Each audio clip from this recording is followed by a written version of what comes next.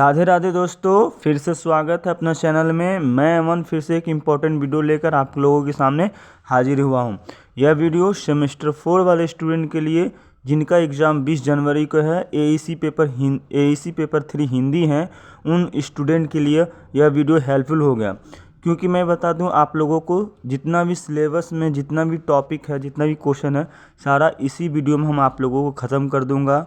और मैं कोशिश करूंगा कि हर चीज़ आप लोगों को समझ में आ जाए। और इसका फ्री पीडीएफ आपको टेलीग्राम में और व्हाट्सएप ग्रुप में दे दूंगा, ताकि कल आपका एग्ज़ाम अच्छा से जाए।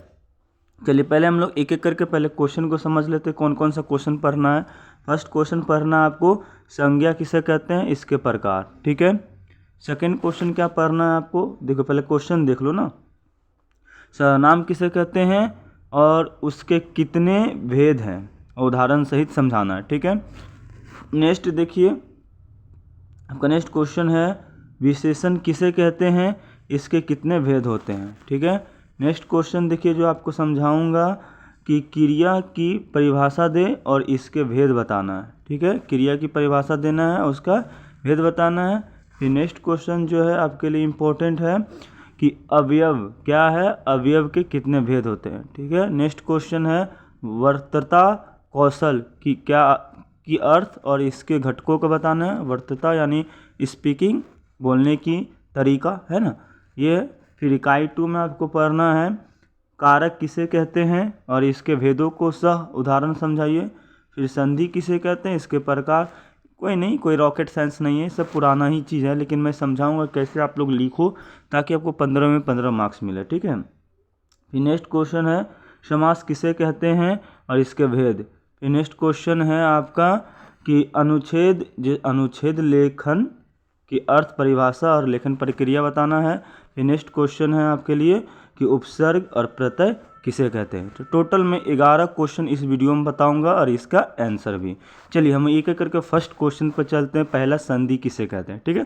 देखिए कोशिश करेंगे कि आप समझ के जाइए, आधा घंटा क्लास कर लो, आपको सब चीज़ समझ में आ जाएगा। ठीक है। और आप सारा चीज़ लिख दोगे, है ना, भरोसा है मुझे, है ना। देखिए संज्ञा किसे करते हैं, ये तो सबको याद होगा कि संज्ञा उस शब्द को कहते हैं जो किसी व्यक्ति, स्थान, वस्तु के गुण, भाव या किसी विशेष चीज़ के नाम को प्रकट करता है। उसे नाउन भी कहते हैं, या तो नाम भी कहते हैं, या तो संज्ञा कहते हैं। ये आप याद रखिएगा। ठीक है।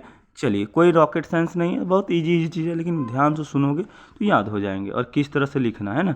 चलिए देखते हैं संज्ञा के प्रकार। संज्ञा के 5 प्रकार होते हैं। पहला, व्यक्तिवाचक संज्ञा। पहला क्या होता है, व्यक्तिवाचक संख्या, जिसे इंग्लिश हम लोग बोलते हैं प्रॉपर नाउन, है ना। देखिए यह किसी विशेष व्यक्ति, ठीक है, स्थान, वस्तु या चीज़ के नाम को प्रकट करती है, जैसे राम, दिल्ली, गंगा, ताजमहल। यानी प्रॉपर एकदम खास व्यक्तिवाचक संज्ञा की बात करेंगे। ठीक है। नेक्स्ट देखिए, इसमें है आपका सेकेंड, जातिवाचक संज्ञा।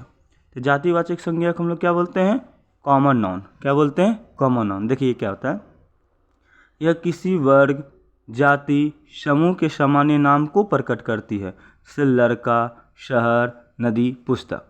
ये जातिवाचक संज्ञा का आता है। कॉमन नाउन की बात, लड़का कहने का मतलब पूरा लड़का जाति बात करेंगे, शहर मतलब पूरा शहर, नदी यानी कॉमन का बात करेंगे, कॉमन नाउन। ठीक है। चलिए आगे देखिए, आपके लिए नेक्स्ट टाइप है इनका भौतिक संज्ञा, यानी मटेरियल नाउन। ठीक है। इसमें क्या आता है, यह उन पदार्थों या चीज़ों के नाम को प्रकट करती है जिनसे अन्य चीज़ें बनाई जाती है, जैसे सोना, चांदी, लोहा, पानी, है ना। जिससे नया चीज़ दूसरा चीज़ बनाया जैसे जाता है, उसे ही हम लोग मटेरियल नाउन कहते हैं उन। ठीक है। चलिए आगे, भाववाचक संज्ञा। भाववाचक संज्ञा यानी एब्स्ट्रैक्ट नाउन। यह किसी गुण, अवस्था, भाव या स्थिति के नाम को प्रकट करता है, यानी किसी का गुण, अवस्था या भाव को प्रकट करेगा, जिसे हम केवल अनुभव कर सकते हैं, यानी फील कर सकते हैं। ठीक है। क्या कर सकते हैं, फील कर सकते हैं, जैसे प्रेम, साहस, ईमानदारी, दुख, है ना। तो ये सब भाववाचक संज्ञा आएगा, यानी एब्स्ट्रैक्ट नाउन। ठीक है। चलिए एक आता है समूहवाचक संज्ञा, यानी कलेक्टिव नाउन। यह एक साथ कई व्यक्ति के, वस्तुओं, स्थानों, समूह को प्रकट करती है, जैसे सेना, झुंड, टोली, भीड़। भीड़ कहने का मतलब एक आदमी नहीं, पूरा ग्रुप का बात कर रहा है। झुंड कहने का मतलब एक नहीं, पूरा ग्रुप का बात कर रहा है। किसका बात कर रहा है? पूरा ग्रुप का बात कर रहा है। तो यही बोला जा रहा है यह एक साथ कई व्यक्ति, वस्तु या स्थान के समूह को प्रकट करता है। ठीक है, तो इसी कहते हैं समूहवाचक संज्ञा। सारांश में लिख दीजिए इसके, या तो संघर्ष निष्कर्ष में लिख सकते हैं। संज्ञा भाषा का मूल तत्व है जो किसी भी व्यक्ति या वस्तु स्थान के नाम को देकर परिभाषित करती है। तो ये संज्ञा था। संज्ञा किसे कहते हैं? कितना भेद? 5 भेद। संज्ञा किसे कहते हैं? ये सारा चीज़ मैं समझा दिया। ओके, तो फर्स्ट क्वेश्चन आपका क्लियर हो जाता है। नेक्स्ट क्वेश्चन है आपका सर्वनाम। तो देखिए सर्वनाम क्या होता है, इसको समझने की कोशिश कीजिए। ठीक है, देखिए सर्वनाम, ठीक है, सर्वनाम उस शब्द को कहते हैं जो नाउन के स्थान पर यानी संज्ञा के स्थान पे प्रयोग की जाती है जब बार बार, ठीक है, देखिए जब बार बार कोई भी क्वेश्चन में संज्ञा का प्रयोग होता है यानी उन नाम का प्रयोग होता है तो ये सही नहीं होता है, तो उसके जगह पर हम लोग क्या प्रयोग करने लगते हैं? सर्वनाम का प्रयोग करने लगते हैं। तो वो वाक्य सरल और संक्षिप्त प्रभावी बन जाता है। इसे देखो, बोल रहे हैं राम जाता है, राम खाता है, राम पढ़ता है, तो इसके जगह पर क्या लिख सकते हैं? राम जाता है, वह खाता है, वह पढ़ता है। तो ये क्या होगा? वह एक क्या हो गया? सर्वनाम हो गया। तो वही बोलते हैं कि जब बार बार रिपीट करेगा तो उसके स्थान पर हम लोग संज्ञा के स्थान पर सर्वनाम का क्या करते हैं? प्रयोग करते हैं और वाक्य सरल हो जाता है और संक्षिप्त हो जाता है। इसी को क्या कहते हैं? सर्वनाम कहते हैं। ठीक है, प्रोनाउन कहते हैं ना।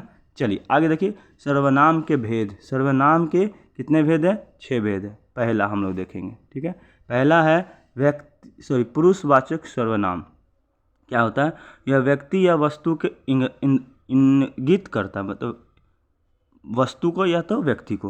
वह, यह, वे, यह, है ना। जैसे वाक्य में समझो वह स्कूल गया, ठीक है, तो व्यक्ति को। जैसे अब नेक्स्ट आता है सर्वनाम निजवाचक सर्वनाम। यह उस स्थिति में प्रयोग होता है जब कर्ता और क्रम एक ही हो।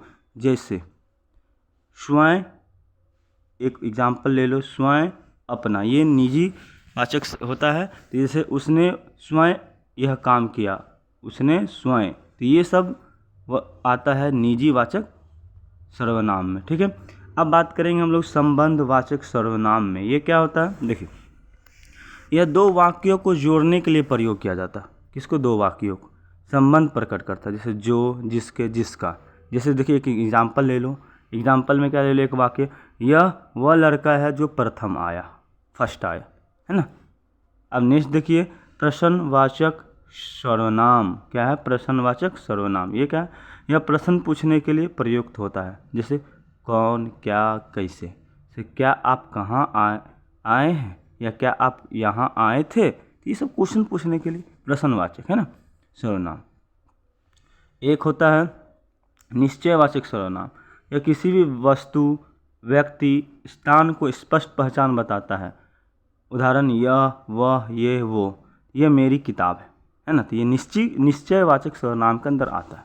ठीक है, नेक्स्ट देखिए अनिश्चयवाचक सर्वनाम। अनिश्चयवाचक सर्वनाम में क्या हो सकता है? देखिए, यह किसी भी निश्चित व्यक्ति या वस्तु के ओर संकेत करता है। अनिश्चित, वो निश्चित या अनिश्चित। जैसे कोई, कुछ, किसी। जैसे कोई दरवाज़ा खटखटा रहा है, पता नहीं, अनिश्चित है, कौन है नहीं पता, तो अनिश्चित वाचक सर्वनाम में आएगा। ठीक है, अश्व निष्कर्ष लिख सकते हैं अपने मन से।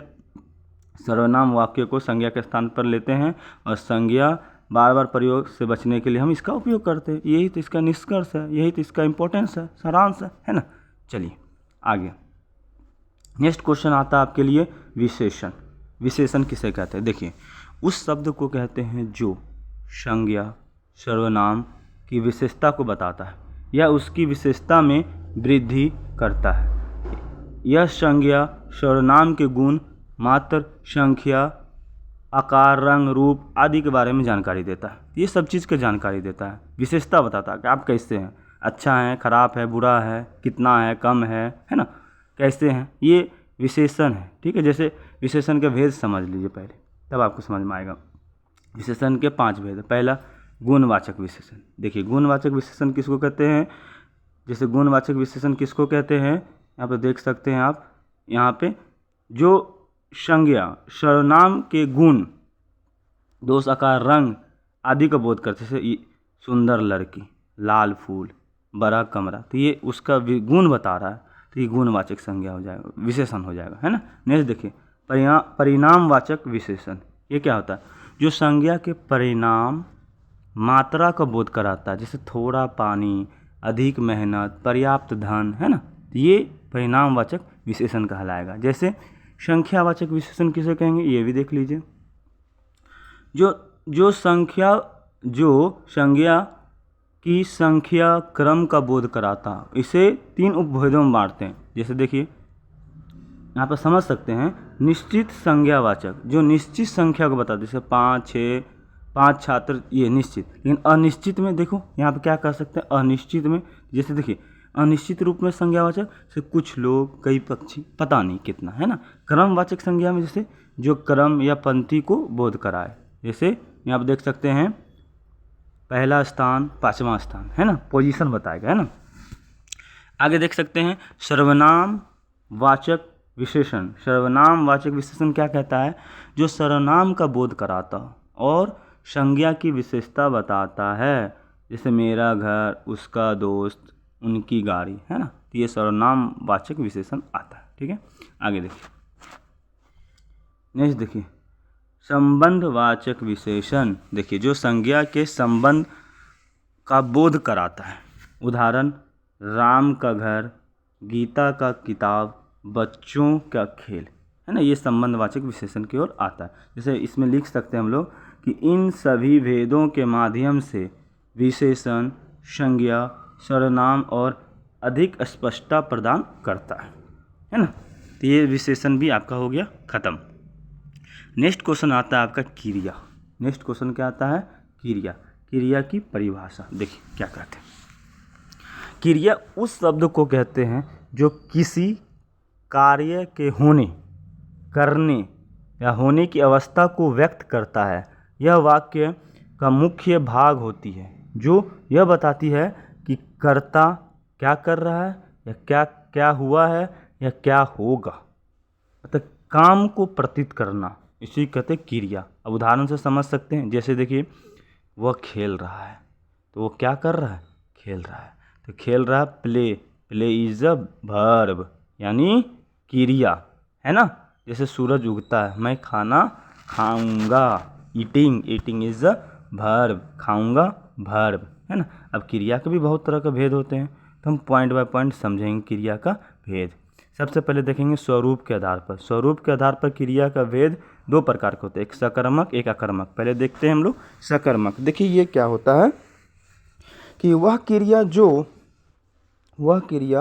जो अपने अर्थ पूर्णतः के लिए क्रम, वाक्य का वह भाग जिस पर क्रिया का प्रभाव पड़ता हो, आवश्यकता रहती है। जैसे देखिए इस पर क्रिया आपको पहले समझ मान लीजिए, क्वेश्चन में कर्ता किसको कहते हैं, कर्म किसको कहते हैं, ठीक है। कर्ता उसने, कर्म पढ़ रही है ना। तो ये सब याद रखना है। जैसे उसने पुस्तक पढ़ी, कौन पुस्तक पढ़ी पता नहीं चला, तो सकर्मक क्रिया। लेकिन अकर्मक क्रिया में क्या होगा, पता चलेगा, बच्चा जैसे सो रहा है, पता नहीं चला, लेकिन कौन सो रहा है, बच्चा सो रहा है, तो ये अकर्मक क्रिया में आ जाएगा। जब पता चलेगा कर्ता कौन, जैसे क्रिया में वो अपने अर्थ को पूर्णतः के लिए कर्म की आवश्यकता नहीं रखती, जैसे बच्चा सो रहा है, ठीक है, कंफर्म है, तो ये क्या होगा, अकर्मक क्रिया। ये सब याद रखना है थोड़ा सा, है ना। चलिए आगे हम बात करेंगे काल के आधार पर। काल के आधार पर 3 भागों में वर्तमान पहले देखते हैं। वर्तमान तो जैसे जो क्रिया वर्तमान समय में हो रहा है, वह खाना खा रहा है ना। जैसे भूतकाल में देखिए, जैसे वह जो क्रिया बीते समय में हुआ, उसने पानी पिया, ठीक है। भविष्य काल में देख सकते हैं, भविष्य काल में यहाँ पर देख सकते हैं जो क्रिया आने समय में, तो वह स्कूल जाएगा, ठीक है। इस तरह से आगे बात करूँगा मैं, ध्यान दीजिएगा। आगे मैं बात करूँगा प्रकृति के आधार पर। प्रकृति के आधार पर क्रिया जो होती है वो देखेंगे। प्रकृति के आधार पर जो क्रिया होती है वो देखेंगे। प्रकृति के आधार पर क्रिया पहला यहाँ पर हम ध्यान देंगे, पहला हम लोग एक सेकेंड, सामान्य आधार पे। क्या याद, किस पे, सामान्य के आधार पे। देखिए जो सामान्य कार्य को व्यक्त करे, मैं पढ़ता हूँ, ये क्या हो जाएगा, सामान्य क्रिया, ठीक है। लेकिन विशेष क्रिया क्या हो जाएगा, यहाँ पे देख सकते हैं जो विशेष गुण, अवस्था या भाव को व्यक्त करे, वह खुश है, विशेष क्रिया हो गया, है ना। चलिए आगे देखिए विधि के आधार पे। विधि के आधार पे तो निषेधात्मक क्रिया। निषेधात्मक क्रिया क्या होता है, जो जो मना करने या रोकने पर भाव प्रकट करे वहाँ मत जाओ। ठीक है, जैसे विधिवाचक क्रिया क्या होता है यहाँ पर समझो। विधिवाचक क्रिया जो आज्ञा निवेदन की सलाह पर करे, कृपया दरवाज़ा बंद करें, विधिवाचक क्रिया कहलाती है ना। चलिए अन्य भेद भी देख सकते हैं, जैसे सहायक क्रिया। सहायक क्रिया जो मुख्य क्रिया की सहायता होती है, जैसे वह पढ़ रहा है ना, हेल्पिंग वर्ब है ना। जैसे मुख्य क्रिया में भी देख सकते हैं, जैसे जो वाक्य का मुख्य व्यक्त करता, मुख्य कार्य, वह दौड़ता है ना। जैसे आगे भाववाचक क्रिया। भाववाचक क्रिया जो भाव को व्यक्त करता हो। ठीक है, जैसे मुझे डर लग रहा है ना, भाव को व्यक्त कर रहा है ना। ये सब क्रिया का प्रकार था। अब बात करेंगे लास्ट में, निष्कर्ष लिख सकते हैं कि क्रिया भाषा का महत्वपूर्ण भाग है जो कार्य, स्थिति, समय को स्पष्ट करती है। क्रिया के भेद हमें इससे बेहतर समझने में मदद करती है। ठीक है, अब आगे बात करेंगे अवयव। अवयव क्या है भाई, अवयव क्या है ये भी देख लेते हैं। देखिए, संस्कृत और हिंदी व्याकरण में एक महत्वपूर्ण भाग है अवयव। अवयव दो शब्दों के होते हैं जो वाक्य में अन्य शब्दों के साथ जुड़े होते हैं, परंतु उनका रूप, विभक्त, वचन, लिंग नहीं बदलता है।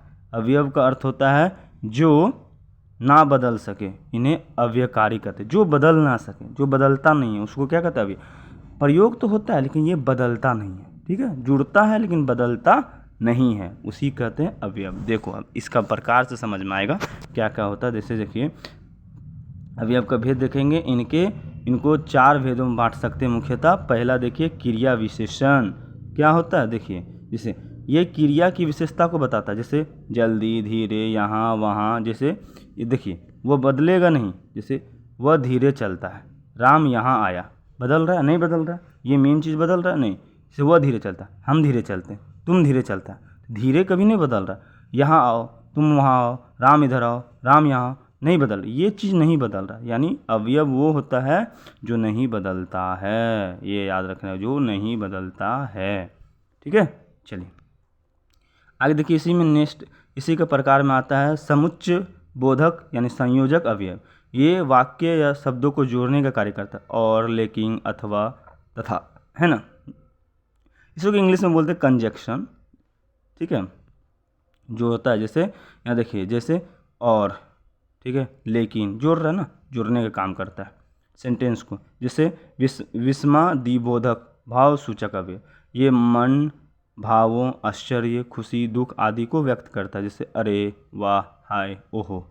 ठीक है, जैसे अरे ये क्या कर रहे हो, वाह तुम अच्छा काम किया, है ना। ये सब भाव को एक्सपेक्ट करेगा। ठीक है, तो एक लास्ट इनका प्रकार होता है अवयव का निपात। ये वाक्य को विशेष बल देने के लिए प्रयुक्त होता है, जैसे ही, तो, मित्र, मात्र, है ना। जैसे यहाँ पे देख सकते एग्जाम्पल में समझ सकते हैं, मैं वहाँ ही जाऊँगा, वह किताब भी पढ़ता है। तो इस तरह से अवयव का मतलब तो 2 शब्द को जोड़ने वाला, ठीक है, या 2 शब्द को बताने वाला, लेकिन उसका मतलब कभी भी चेंज नहीं होता है। ठीक है, चलिए वो बदलता नहीं है। अवयव वाक्य स्थायित्व बनाए रखते हैं और व्याकरण में विशेष भूमिका निभाते हैं। इनका सही प्रयोग भाषा को अधिक प्रभावशाली, व्यवस्थित बनाता है। मतलब इससे थोड़ा भाषा जो है ना और अच्छा बन जाता है। ठीक है, यहाँ तक आपको समझ में आ गया होगा। आगे चलते हैं।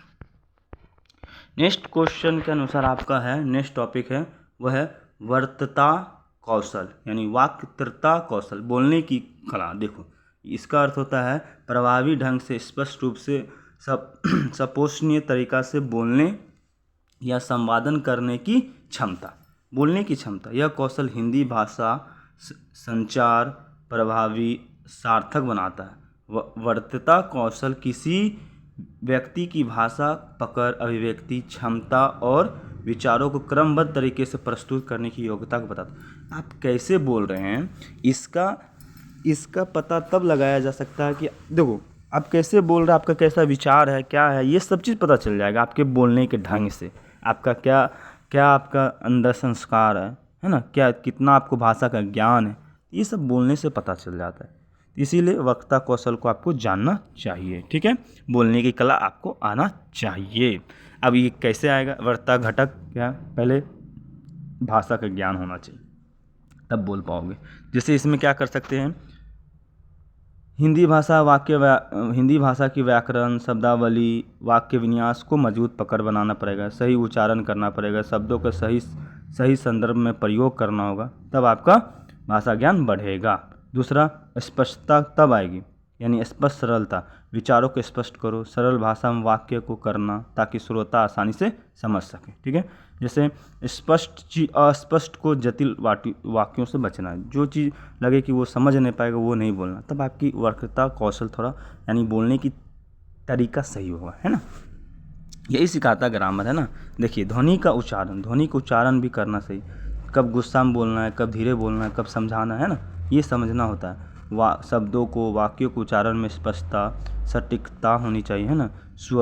स्वरघात, तालमेल का सही अनुप्रयोग होना चाहिए, सब चीज़ का प्रयोग सही होना चाहिए ना। फिर जैसे हास्य या भाव, बोलते समय उचित भाव हास्य व्यक्त करना होगा, श्रोता को संदेश, सही अर्थ, भावना समझ में आ सके ऐसा बोलना, है ना। ये सब घटक है उनका सुधारने का, है ना। जैसे श्रवण कौशल यानी लिसनिंग स्किल सीखना पड़ेगा, अच्छा वक्ता बनने के लिए अच्छा श्रोता होना ज़रूरी है, अच्छा बोलने के लिए अच्छा सुनने वाला होना पड़ता है, दूसरे की बातों को ध्यानपूर्वक सुनना है और उनके अनुसार उत्तर देना है। ठीक है, जैसे फिर संदर्भकुलता, जैसे परिस्थिति के संदर्भ में अपने भाषा शैली को बदलने की क्षमता आनी चाहिए।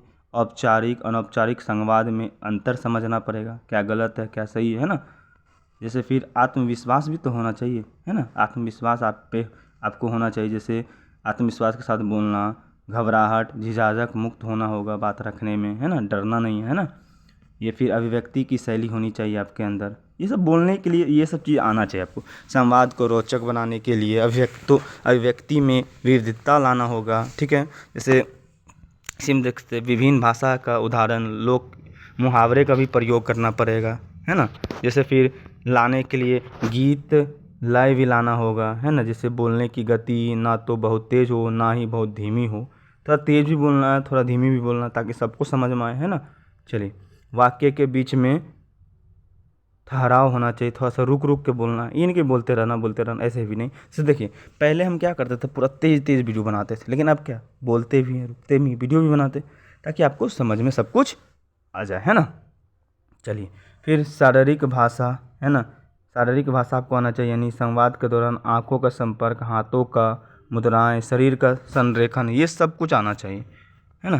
तो अगर इतना 10 चीज़ आपका सही है तो आप बोलने की पावर आपको यानी आपका वक्ता कौशल आ चुका है। फिर महत्व देख लीजिए इनका।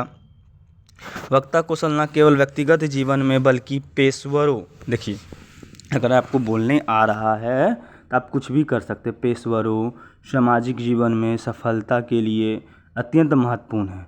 यह संवाद को प्रभावी बनाता है और गलतफहमियों को कम करता है और दूसरों पर एक सकारात्मक प्रभाव छोड़ता है। ठीक है, सकारात्मक कि आप अच्छा लड़का हैं, अच्छा है ना। चलिए, और आप इसे विकसित करना चाहते हैं तो इस चर्चा का सुझाव दे सकते हैं। जैसे कि आप ये 10 पॉइंट आप समझ लीजिए आपके अंदर है तो आपका बोलने की तरीका सही हो जाएगा। देखो अभी मैं यूपीएससी कर रहा हूँ तो यही 10 चीज़ पर भी तो मैं भी काम कर रहा हूँ, है ना। ठीक है, चलिए आगे नेक्स्ट क्वेश्चन के अनुसार हम लोग देखेंगे। ठीक है, नेक्स्ट क्वेश्चन है कारक। देखिए कारक, हिंदी व्याकरण में कारक वह व्याकरणिक संबंध है जो क्रिया, संज्ञा या सर्वनाम के बीच स्थापित होता है। दूसरे शब्दों में कहें, वाक्य में संज्ञा या सर्वनाम के क्रिया के साथ संबंध करता है, उसे कारक कहते हैं। इसे पहचानने के लिए विभक्त चिन्ह का प्रयोग करते हैं। देखते हैं, ठीक है, इनका कारक के भेद पहले देख लीजिए। दोनों ये संज्ञा सर्वनाम के बीच के संबंध को बताता है। ठीक है, उदाहरण में पहले कर्ता कारक, कौन के द्वारा, किसके द्वारा किया जाता है। ठीक है, जैसे वाक्य में जो कार्य करता है उसे कर्ता कहते हैं। जैसे उदाहरण, राम खाना खाया, तो राम क्या हो गया, कर्ता।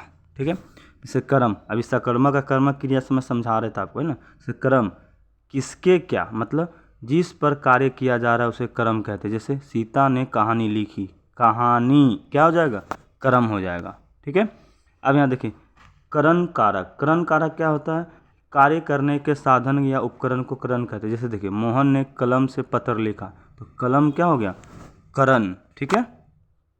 आगे देखिए, संप्रदान। संप्रदान किसको कहते हैं? जिससे कार्य फल प्राप्त हो, संप्रदान कहते हैं। उदाहरण, गुरुजी ने शिष्य को आशीर्वाद दिया, तो शिष्य क्या हो जाएगा? संप्रदान, ठीक है।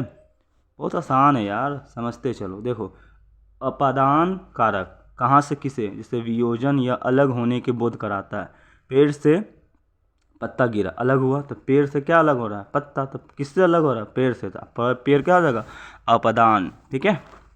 आगे देखिए, संप्रयोग कारक। संप्रयोग कारक क्या होता है? यहाँ पे देखो, संप्रयोग कारक संयोग के साथ का बोध करता है। उदाहरण, वह मित्र के साथ बाजार गया, यह मित्र संयोग कारक है ना। देखिए आगे, अधिकरण कारक। अधिकरण कारक क्या होता है? ये समझो, ये किसमें? ये कार्य का स्थान बताता है। इससे उदाहरण में समझ सकते हैं बच्चे मैदान में खेल रहे हैं, तो मैदान क्या होगा? अधिकरण। तो इस तरह से नोट में लिख सकते हैं लास्ट में कि कारकों की पहचान अभिव्यक्ति चिन्ह, कोशों में आदि के आधार पर की जाती है, ठीक है। तो ये कारक का संबंध होता है जो संज्ञा और सर्वनाम के बीच को बताता है, ठीक है, बीच में संबंध बताता है ना। अब बात करेंगे संधि का, ठीक है। क्या बात करेंगे? संधि। संधि किसे कहते हैं? तो संधि का अर्थ होता है दो शब्दों या ध्वनियों का ऐसा मेल जिससे उनका उच्चारण रूप बदल जाता है। जब दो शब्द अक्षर आपस में मिलते हैं, ठीक है, दो शब्द जब आप आपस में मिलते हैं तो उनके बीच होने वाले परिवर्तन को, जो परिवर्तन होगा, तो उन्हें क्या कहेंगे? संधि कहेंगे। और ये भी याद रखना है, यह ध्वनि परिवर्तन, ठीक है, ध्वनि परिवर्तन का एक महत्वपूर्ण नियम है, ठीक है। ध्वनि परिवर्तन का क्या है? एक महत्वपूर्ण नियम है। आगे देख सकते हैं संधि का प्रकार। संधि का प्रकार कितने होते हैं? संधि के प्रकार मुख्य रूप से कितने? तो 3 होते हैं। कौन कौन होते हैं भाई? वो भी देख लो, याद रखना है। स्वर संधि, व्यंजन संधि, विसर्ग संधि। एक एक करके समझेंगे। पहले स्वर संधि को, ठीक है, सॉरी स्वर संधि को समझते हैं। जब दो स्वर के मेल से ध्वनि परिवर्तन होता है तो इसे स्वर संधि कहते हैं। उदाहरण, रामालय, राम जोर आलय, तो रामालय। नदी ईश्वर, नदीश्वर। देखिए, नदी और ईश्वर के बीच में ईश्वर, ई जुड़ रहा है, ये वर्ड है ना, इसमें ये वर्ड, इसीलिए क्या बोलते हैं इसको? स्वर संधि, ठीक है। अब बात करते हैं स्वर संधि के उप प्रकार। स्वर संधि के कितने प्रकार है? दीर्घ संधि। पहला, दीर्घ, समान स्वर मिलने पर दीर्घ स्वर बनता है। जैसे समान शब्द, जैसे गगन इस, यहाँ पर गगन इस, तो गगनिस हुआ ना। उसी तरह से गुण संधि। देखिए, गुण संधि किसको कहेंगे? अ ई उ के बाद अ ई आने का परिवर्तन होता है। जैसे भू अन्न, भवान्य, है ना। ये इसके बदले ये आ रहा है, इसके बदले ये आ रहा है, इसके बदले ये आ रहा है, इसलिए इसको क्या बोलेंगे? गुण संधि, है ना। चलिए, एक होता है वृद्ध संधि। वृद्ध संधि क्या होता है? देखिए, अ या आ के बाद ए आएगा, ओ आने पर ए या ओ दीर्घ बन जाता है। जैसे नर असोद, नरोसोद, है ना। तो ये चीज़ क्या होगा कि जैसे अ या आ के बाद ए ओ आने पर ये हो जाएगा, और ये दीर्घ रूप में बनता है। दीर्घ थोड़ा बड़ा खिंचाएगा, जैसे नर असोद, नरोसोद, नरोस्त, बड़ा खिंचा रहा ना, लंबा खिंचा रहा, दीर्घ रूप में खिंचा रहा, तो इसीलिए बोलते हैं वृद्ध संधि, ठीक है। चलिए, अब इन्हीं में दूसरा प्रकार है संधि का व्यंजन संधि। ये जब व्यंजनों के मेल से ध्वनि परिवर्तन होता है तो उसे व्यंजन संधि कहते हैं। जैसे सतगुण, सगुन, तत्व, तत्व, ठीक है। पढ़ते चलिए। विसर्ग संधि। विसर्ग संधि इसको बोलते हैं, किसको बोलते हैं? जब विसर्ग, ये साइन है, के साथ किसी स्वर व्यंजन का मेल होता है तो ध्वनि परिवर्तन होता है। जैसे देखिए, राजा जोर ईश्वर, राजेश्वर, गज जोर इंद्र, गजेंद्र, ठीक है। महत्व देख लीजिए संधि का। जैसे संधि का प्रयोग भाषा को अधिक सुंदर, सरल, प्रभावशाली बनाने में होता है। यह शब्द को जोड़कर वाक्य को ध्वनि सुगम बनाता है। अब बात करेंगे नेक्स्ट में समास। समास किसे कहते हैं? देखिए, समास दो या दो से अधिक शब्दों को मेल से बने हुए नया शब्द को समास कहते हैं, ठीक है। जो नया शब्द बनेगा, संधि में क्या था? दोनों शब्द से मिल कर शब्द बनेगा। उस संधि और समास दोनों सेम है, लेकिन थोड़ा सा डिफिनेशन थोड़ा अलग हो जाता है, इसलिए हम अलग अलग समझा रहे हैं, ठीक है। और देखो, जो अर्थ संक्षिप्त में विशिष्ट होता है। समास दो या दो से अधिक शब्दों के मेल से एक ऐसा शब्द बनता है जो उन सभी शब्दों का समाहित अर्थ निकालता है। ठीक है, उसको हम लोग क्या कहते हैं? समास कहते हैं। ठीक है, चलिए समास के भेद देखते हैं। समास का भेद से आपको क्वेश्चन बनता है। ठीक है, कंपटीशन में भी बनता है भेद। पहला है द्वंद्व समास। द्वंद्व समास किसको कहते हैं? देखिए, इस प्रकार के समास में दो समार्थक शब्द एक साथ आते हैं। इसका अर्थ होता है दोनों शब्दों को अर्थ सम्मिलित रूप से होता है। जैसे देखिए, राम लक्ष्मण, माता पिता, दोनों एक ही जैसा रहेगा, है ना, इसको द्वंद्व समास कहेंगे। या तो बीच में लाइन होगा, उसको द्वंद्व समास कहेंगे। ठीक है, अब देखिए तत्पुरुष समास। तत्पुरुष समास किसको कहेंगे?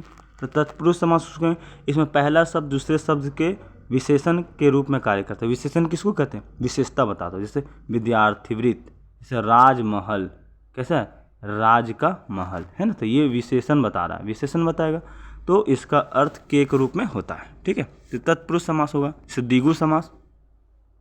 द्विगु समास कहने का मतलब क्या होता है कि इसमें दो समार्थक या असमार्थक शब्द होंगे। उसमें समार्थक था, इसमें असमार्थक शब्द होता है। जैसे दो गुणों के अर्थ को एक साथ व्यक्त कर, जैसे दुगुन, ठीक है, त्रिगुण, नंबर आएगा। नंबर भी एक याद करने की ट्रिक है, जब नंबर आता है उसे द्विगु समास कहते हैं। बहुत सा ट्रिक है, लेकिन आप लोगों को जो याद होता है यार याद कर लो। ठीक है, बहुव्रीहि समास।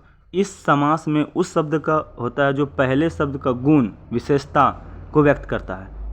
वहाँ पहले विशेषता बताता था, अब यहाँ पहला नहीं दूसरा का विशेषता बताता है, दूसरा विशेषता बताता है। जैसे देखिए, महानुभाव, महान व्यक्ति, है ना, तो इसे बहुव्रीहि समास कहेंगे।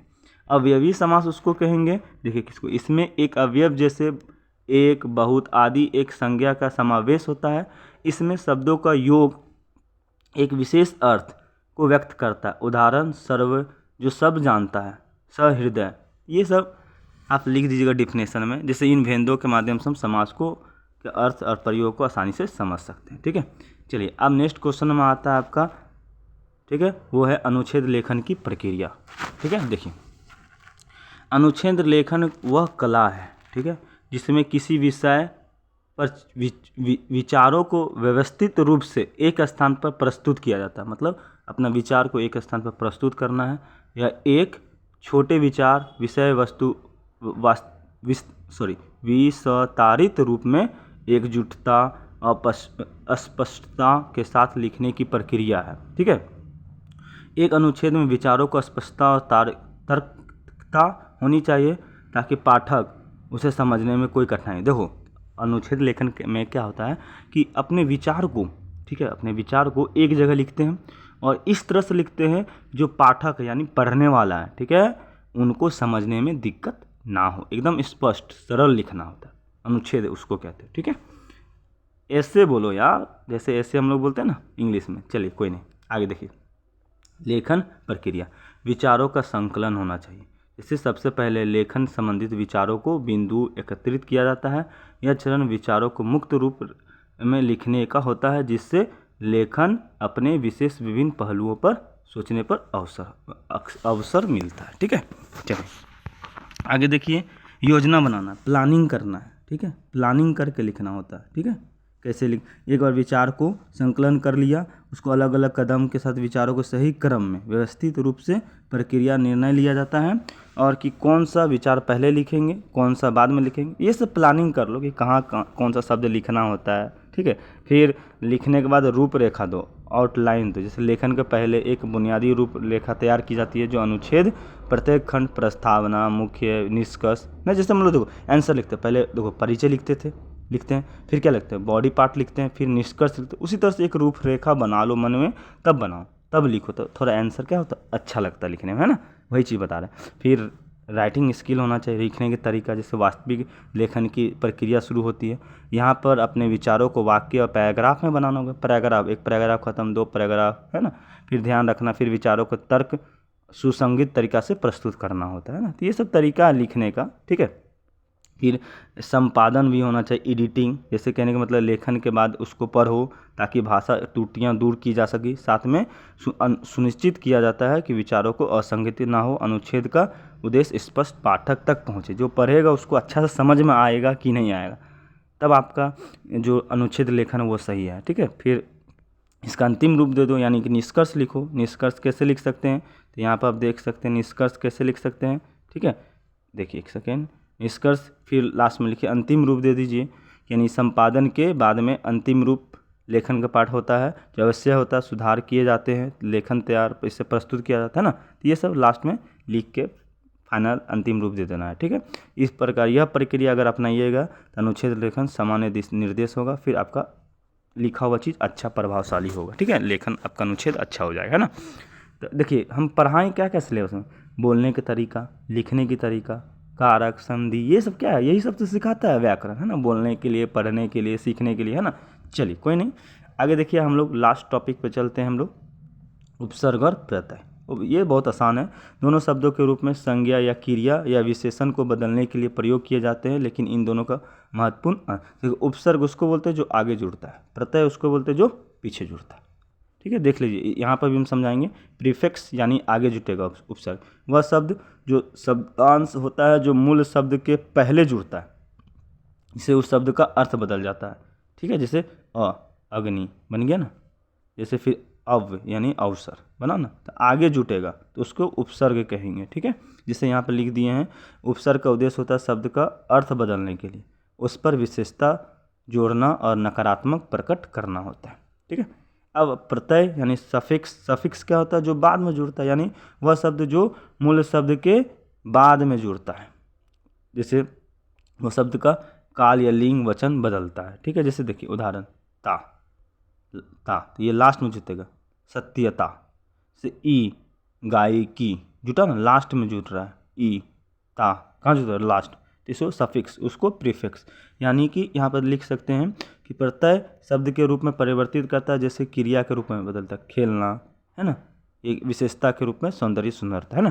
चलिए अब अंतर देख लीजिए, यहाँ पर छोटा सा अंतर लिख सकते हैं, उपसर्ग शब्द के पहले जुड़ता है और अर्थ बदलता है, और प्रत्यय अंत में जुड़ता है, ये रूप बदलता है, यानी लिंग वचन ये सब बदलता है, ये अंतर हो गया। ठीक है, चलिए आपका क्लास यहीं पे अंत होता है। आई होप यह क्लास आपको अच्छा लगेगा। आप देखिए 30 मिनट का वीडियो मैं बनाया हूँ, सॉरी 40 लगभग 35 मिनट का वीडियो है, आप लोग देखिए, आपको पूरा सिलेबस कंप्लीट हो जाएगा। कल का वीडियो, कल आपका एग्जाम में नहीं छूटेगा। ठीक है, फिर मिलते हैं नेक्स्ट वीडियो में, तब तक